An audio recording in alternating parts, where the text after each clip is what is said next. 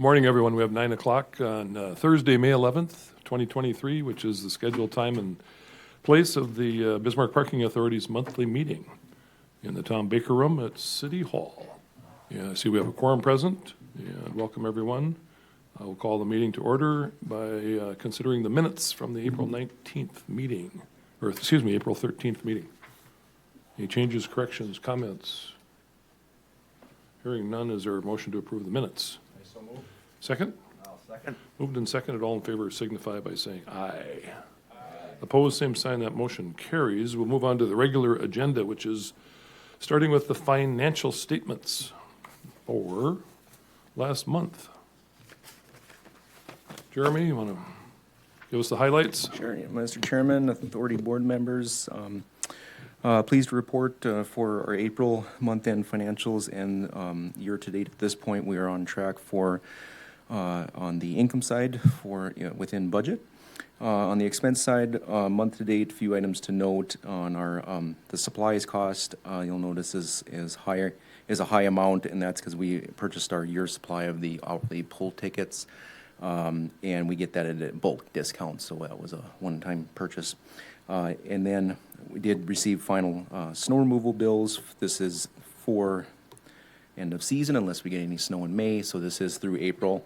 And so that is the amount over budget for that line item, of course, over budget for the year, but still sustainable within our overall budget for year amounts, I guess, as far as net income. So reserve account balance at this point, $1,376,598.51. Any questions or comments? Jake? Chair, I had one question. It's probably a silly question.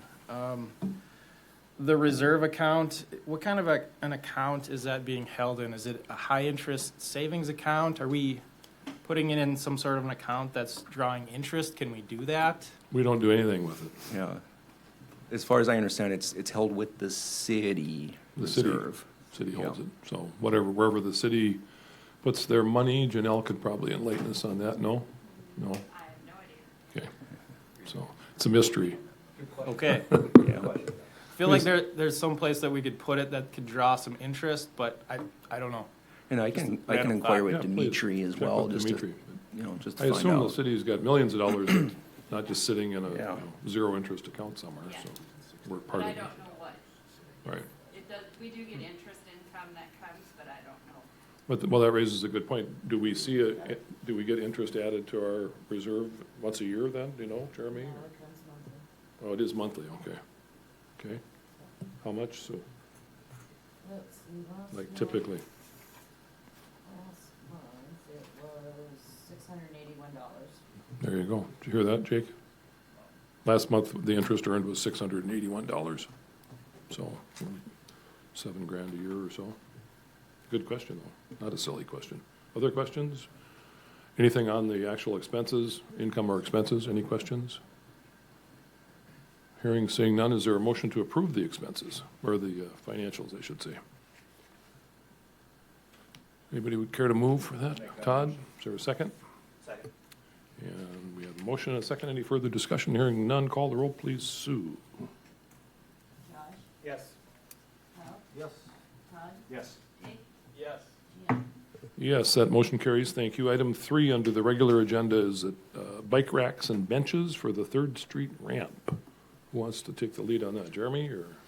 I sure can, Mr. Chairman. I wasn't sure if Daniel would be here to enlighten us on this one, but I did look over the letter that he had provided with the map that was in your packet, and I don't know if you had the color copy or not in your packet, but the only affected, because that shows the on the legend as far as what are existing benches and what are proposed new benches and new bike racks, and the only affected property as far as the parking authority is concerned would be the 3rd Street ramp, and there's proposed new bench to be on the west side of the on the 3rd Street side of the 3rd Street parking ramp. So I'm presuming within the landscape area, and so as just to information for the Parking Authority Board, and if there's any objections, we'd have to let the community development know ahead of time.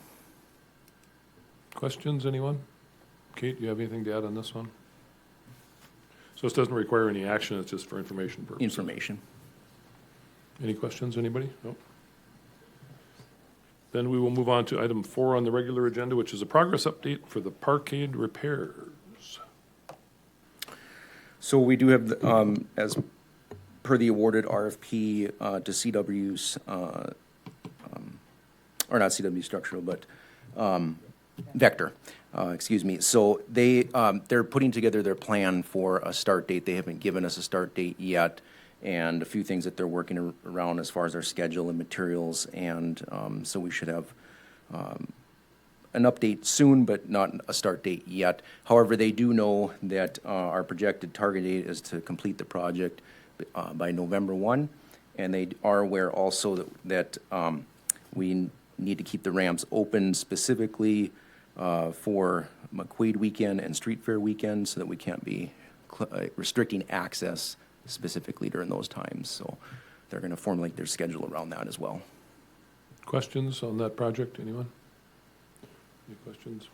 What did we budget for that one again? If you would remind us all what that's going to cost us. Jeremy? Roughly Yeah, roughly. 283,000, I think. Yep. Okay. Alrighty. Nothing further on that one. We'll move on to other business. We do have a pay request from CW Structural Yep. and from some company called Nilfisk for some weird reason. We'll do Jeremy? this. We'll do the CW Structural one first. So this is the invoice portion of the construction documents that CW Structural did in conjunction with Walker. And so this is the portion of that at $9,600 requesting to be paid. Any discussion or questions on that particular invoice? Is there a motion to approve payment of the CW Structural invoice? I'll make that motion. Is there a second? Second. Seconded by Kyle. Any further discussion? Hearing none, call the roll, please, Sue. Josh, Yes. Kyle, Yes. Todd, Yes. Jake, Yes. Jim. Yes, that motion carries. The second one is Nilfisk. Mr. Chairman and Authority Board members, I'm pleased to report that after a 2-year supply chain delay, we finally got our sweeper machine delivered in hand. And they did, it's still the same honored price of the original bid from 2 years ago. So that invoice is $37,910.35 pay request. 38,000 round numbers. Any discussion other than hallelujah, hooray, we should have a sweeper party? Is there a motion to approve that invoice? Somebody. Jake, I'll make that motion. second? Is there a second? Second. Seconded by Josh. Any further discussion? Hearing none, call the roll, please, Sue. Josh, Yes. Kyle, Yes. Todd, Yes. Jake, Yes. Jim. Yes, hallelujah. Next item on the other business agenda is the Rosser Corridor new parking ramp discussion. Kate, call on you to kick it off and enlighten us. It's a sad day when I'm enlightening folks, but, Mr. Chairman, authority members, we did have, a few other conversations, and Burley County did have some conversations about all of their properties, as they're starting their budget cycle or budget planning. And one of those properties is, a ramp a location that we had been looking at for a ramp. It did sound like the county, does understand that they probably need more parking at some point also. The Provident building that they own isn't very occupied, and so if it was, they'd need to put some folks, some cars somewhere. So I think those are just sort of ongoing discussions. I think Jim and I have chatted a little bit just about kind of what the next steps are. But they mentioned it at their budget meeting, and there wasn't a, we don't need more parking. There was we do recognize that there is need for more parking along that corridor. So that's probably the only update I've had since the last time we met. Kate, did the folks that you visited with or that we visited with at the county Are they open to the possibility of selling or leasing that site that's kitty corner from the library up on Fifth and Thayer? You know, I think they Or would, Fifth and- they'd be open to having a discussion about, you know, what that looks like. It didn't seem like there was a huge appetite for just selling it outright. And obviously, I think they would need some spots, whatever would be displaced, plus whatever they would need additionally for the Provident building. So I think, you know, more discussions with them about what their needs are and what they would want out of a partnership, I think are probably the next steps. Okay. Anybody have questions of Kate or me? Again, it's just in the talking stages where it's kind of been off and on for the last 10 years, but Yeah. things, Rome wasn't built in a day, and all We- that. And Mr. Chairman, we did have a kind of a conference call with some folks from the county, you know, folks from the city and the Kilborn Group in Fargo, the city of Fargo, just to talk about their process when they were building Roberts Commons ramp. And so a little bit of background is that ramp is, sorry, I'm not sponsored by Starbucks. It's been a long week already. The process of that ramp is it is kind of a ramp on the inside of a wrapped private development. And so there's a lot of partners and a lot of, you know, Public, private. or- yeah, organization that needs to happen with who builds it, where it goes, then it gets condoed out. The nice part about having a mixed-use ramp is that it provides property taxes. You know, the privately owned wrap provides those taxes. And so I think that's really what we're looking at, and we wanted to learn from our friends in Fargo about, you know, how they'd gone through the process, how they had financed it, and they've been extremely helpful, and they've lent us, or I shouldn't say lent us, they sent us their development agreement, which is about 100 pages long if anybody wants to look through it. And then just kind of a quick, you know, here's the financing, this is what we used for this is how we bonded it, this is who built it, then it's condoed back to the city of Fargo. So a lot of moving parts, but very doable. They've done it a couple of times in Fargo and, you know, with success, basically taking a surface lot that's providing $2,000, I mean, just minimal taxes, up to something that's providing, you know, $500,000 in taxes, you know. So. Plus filling a need for parking Right. and housing. Right. So I think, you know, we talked about, you know, getting a van, taking a road trip to Fargo. They said they'd more than be happy to host us and take us through the ramp, talk, you know, we talked with their city officials and just see how their whole process worked out. So I did talk with administration to see if they would be interested in going as well, but I think we could get a good group to Fargo to learn from what they've done and tour that space if anyone's Yeah. interested. My understanding that they just recently approved another similar project behind the old Broadway, where Right. the NP ramp, I think they're calling it, but be mixed use, and it's a public-private partnership, and financing includes Renaissance Zone, tax increment financing for that project, payment in lieu of, I believe. So, I mean, they've got all the tools in their toolbox, and they're using them, so.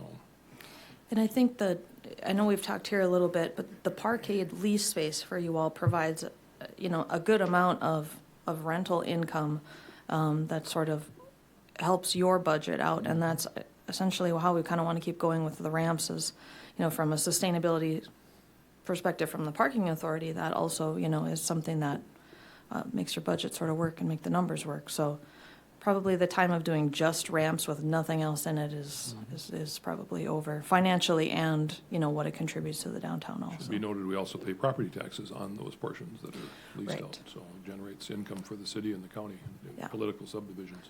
When we did talk with the county and just, you know, kind of briefly trying to figure out what their O&M costs are also on the lot, obviously they are doing chip seal and, you know, striping and snow removal and things like that. So there is a cost for them, and that'll probably be part of the discussion too, is how, you know, if they're open to, you know, having some kind of partnership, just how all those numbers sort of flesh out. They're getting free parking there, but they do have, you know, some O&M and maintenance costs. They're not getting any property taxes off it. So it's gonna be a lot of just spreadsheet work, I think, at this point.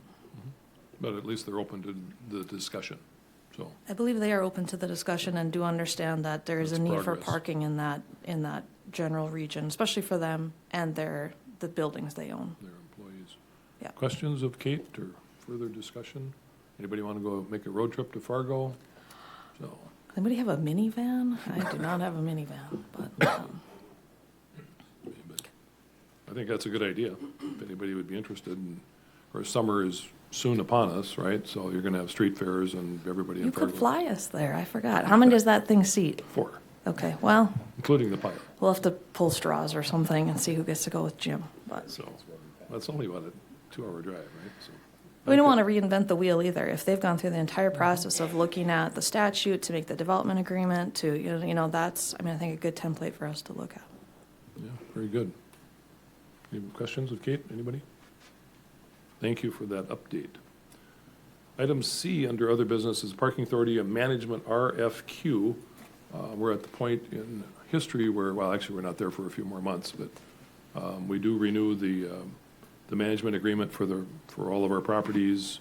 And the last time we renewed it was on a 2-year renewal basis, I believe. Daniel? Jeremy, does that sound right? Was it 2 years? 2019 was the original contract, and then we're in the second of the 1-year options. Or 1 year, okay. Yeah. All right. And those they're on a calendar year? through the Yeah, end so of it was, this year. right, it was an original 2-year contract with 2 additional 1-year options, so we're on But the 4th year, contract. but contract expires at the end of this year. December, okay. Yep. end of December, that's what I thought. So Daniel brought it to our attention that we should start thinking about this and maybe get a RFQ out there, get ahead of the curve. And Daniel just presented a draft request for qualifications. You want to walk us through it at all, Daniel, or any highlights? I've seen the draft myself, but I don't think anybody else has. Chair Authority. So this is a draft RFQ. It's based on previous versions that were used in the past, although it's been changed in a few minor ways. Obviously, we can't disclose, the terms of this before it's been released, but it will intend to be released in the near future. But if you do have any questions on this or anything you'd like to make sure gets placed in it, you can contact me. My email is on here as well as my phone, and we can discuss that. So It's pretty thorough, but, so this would go out June 1, that's the intent. publication date? Yes. So this goes out before our next meeting, so if you do have questions or suggestions, direct them to Daniel. And Chair, that, if you wish, that can change. I mean, there's plenty of time. I mean, the contract is up at the end of the year, so. Yeah, we do have time, So 6 months. if you but want to take extra time to look it over, that's fine too. We can do a different start date. Would you like to put it on the agenda for our June meeting to discuss after everybody's had a chance to read through it, or? Chair, I think we should, it'd be my recommendation, we push it back a month, so we have some time to That's review fine. and have discussion next month. As Daniel said, we got plenty of time, so without objection, then we'll add it to the June agenda. So give everybody a chance to read it. Some late night reading. Okay. And that's that. That's it. I don't have anything on page 2. Is there an update you want to give us at all from the downtowners? I can't remember when I was here last, so I think the budget in was just still under contract. It has closed. The new owners have taken ownership. They have cleared out, most everything that's been on that lot and inside the building. There will be some demolition to the building, not all of it, and then they will build kind of on the open portions then. Primarily residential, maybe a little bit of commercial, but probably curated commercial that just works with the tenants above. So we were really happy about that generally because the property has been kind of a problematic property for us downtown. And so this great new owners, they're doing 2 projects north of the post office right now, and they have a really long track record of doing infill residential within downtowns, not just in Bismarck, but in Minneapolis and other places. So really excited for them. They were here this week again, kind of going over, going to start, sending bids out, looking for contractors, things like that. Do you know approximately how many housing units they're going to put on that site? So there were about 50 hotel units on the existing site. It's going to be more than that residential units, but I don't know if they've quite identified that. I mean, it could be up to 100. That's what I had heard. And do you know how many off-street parking spaces they're going to try to provide? It's in the parking district, right? But Yeah, it is downtown fringe, which has no off-street parking requirement, but again, they, from a developer standpoint, want to provide some on-site parking. they're not going to dig underneath or do any of the underground parking. It'll be kind of a pedestal sort of building like they've done before. So I'd expect that if they do on-site parking, it would kind of be the same as they did with Renaissance Lofts, which is sort of tucked on the back half or sort of underneath some of the development itself. Okay. But that will be very exciting to see some work going there. I assume that, Renaissance Zone will be something that they will need to get that project off the ground, and we're not quite there yet with reinstatement. Discussions are happening. There will be a joint meeting or a kind of informational meeting June 15th at the chamber between the county and the city, and I think a few other staff and stuff to just chat about the renewal process, the reinstatement process, so the county can ask questions. And I think Daniel will be on the hot seat there and be kind of the person giving all the information about the program. So that will be June 15th. Depending on how those discussions go, then we'll kind of look at getting onto the other boards for their formal request, which Okay. is Parks, Schools, County.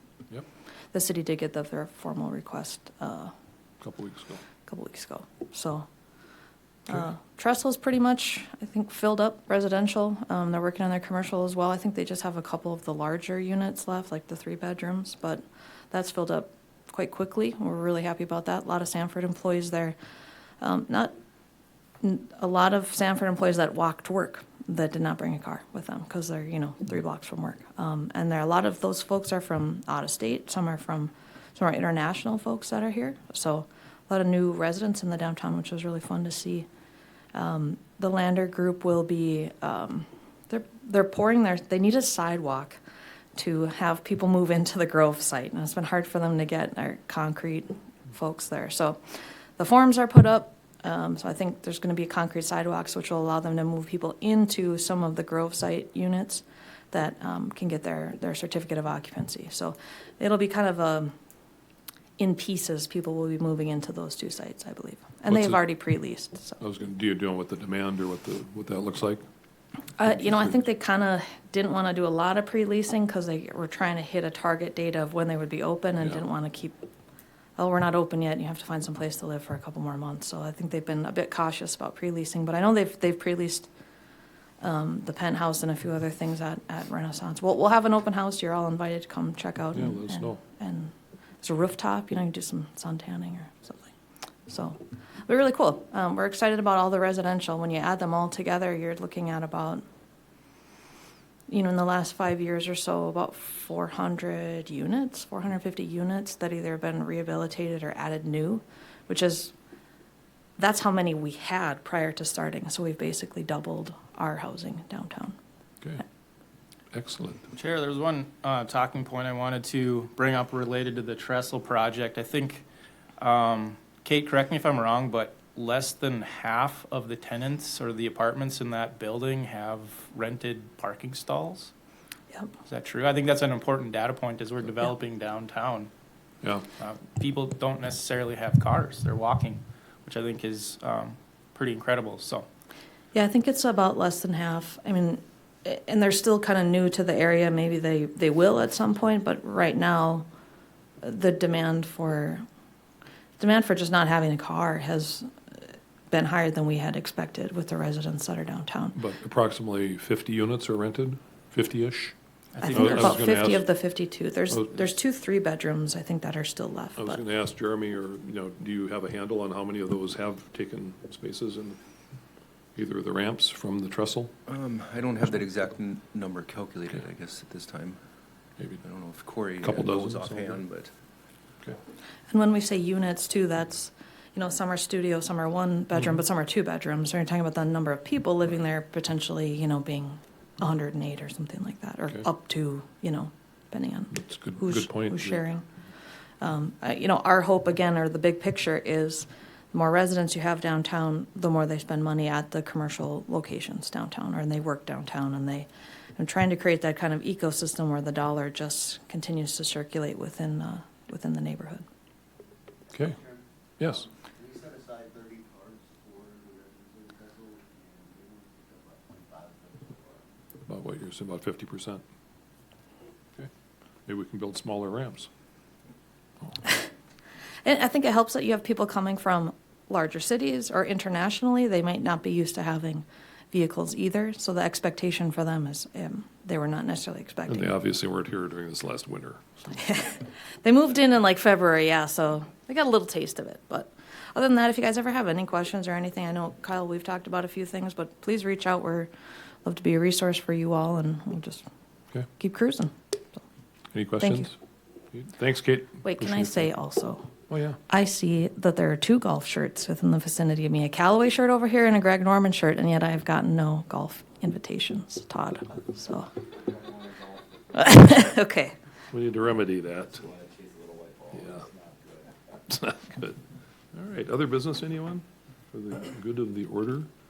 Daniel, we already covered the benches and bike racks before you got here, so we don't, there was no objection, so, thank you. If there's no further business, if anybody, if there's no objection, we will stand adjourned until the next meeting, which is June 8th. Thank you, everybody.